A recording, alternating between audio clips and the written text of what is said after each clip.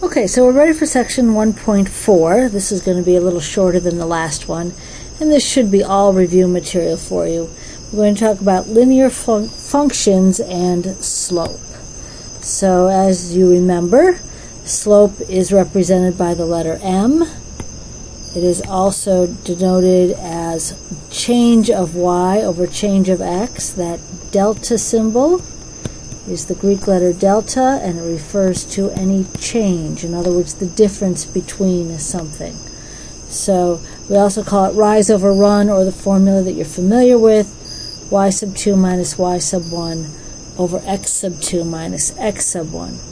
There's a table on page 180 in your book that talks about the difference between positive slope,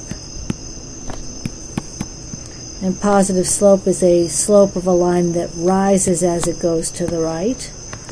A negative slope, which would be a line which falls as it moves to the right. A zero slope, where there is no rise or fall, in other words, a horizontal line. And an undefined slope, which goes with a vertical line. And it's undefined because here the change of y over the change of x is some value divided by 0, whereas the zero slope, change of y over change of x, is 0 over some number. And that should all be familiar to you. We have three different forms of the line. The slope-intercept form, which is written as y equals mx plus b, where y represents the slope, b represents the y-intercept. Point-slope form, y minus y sub 1 equals m times x minus x sub 1. Again, m represents the slope, and the x sub 1, y sub 1 represents some ordered pair on the line.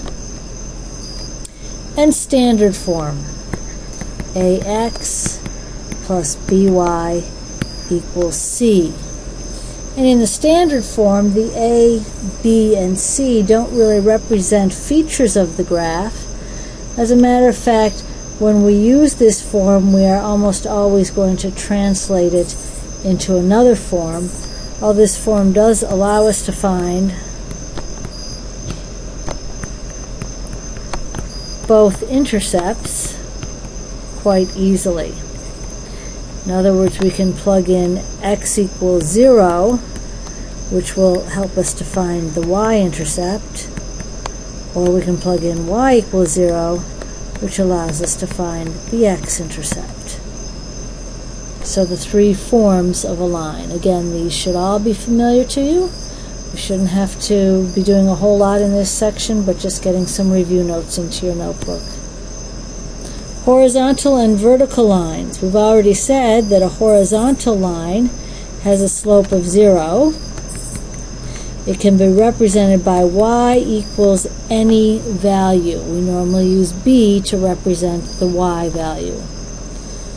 Vertical lines are lines that have an undefined slope,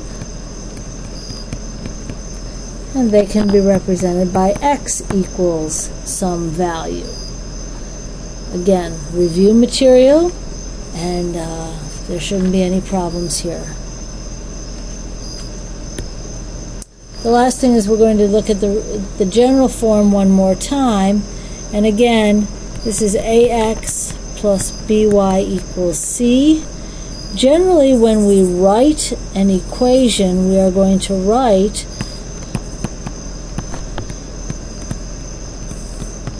an equation in y equals mx plus b, or y minus y sub 1 equals m times x minus x sub 1, and then we will translate that to get the general form. We rarely start with the general form of the equation as our first form.